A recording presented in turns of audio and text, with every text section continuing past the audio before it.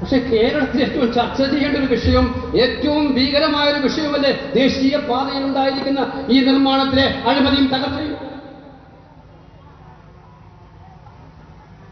ആ തകർച്ച ഉണ്ടായി ഇത്ര ദിവസമായി. ഇവിടെ മാത്രമല്ല, കാസർഗോഡ്, കണ്ണൂരിൽ, മലപ്പുറത്ത്, തൃശ്ശൂരിൽ, ആലപ്പുഴയിൽ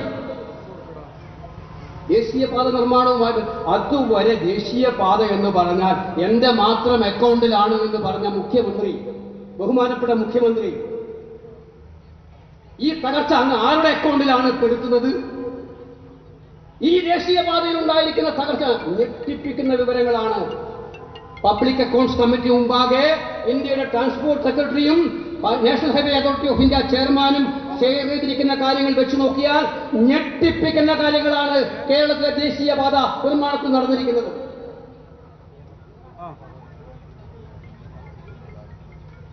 ബാധ്യതയില്ലേ മുഖ്യമന്ത്രിക്ക് ഇവിടെ വരുമ്പോൾ അവിടെ ഒന്ന് കാണാൻ? അവർ ഈ നാട്ടിലെ വോട്ടർമാരല്ലേ? ഈ ദിവസം ഇത്രയായിട്ടും ബഹുമാനപ്പെട്ട മുഖ്യമന്ത്രി പറഞ്ഞില്ല ദേശീയപാത അതോറിറ്റി ഒന്ന് പരിശോധിക്കണമെന്ന്. കഴിഞ്ഞ ദിവസം പത്രക്കാരെ ചോദിച്ചപ്പോൾ പറഞ്ഞു അതല്ല ശരിയായിക്കോളുന്നാ പറഞ്ഞത്. ഏതാ ശരിയാവുക? ഇതിന്റെ പിന്നിൽ അഴിമതികളോ? ഇത് ഡിസൈൻ തകരാറായി നിർമ്മിച്ചതോ?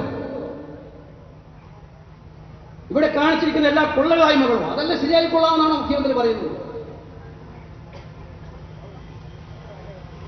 അങ്ങ് പറഞ്ഞില്ല.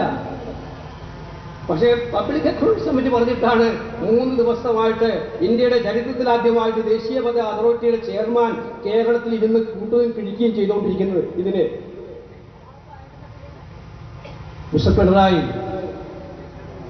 അങ്ങക്ക് ഭൂഷണമായിരിക്കാം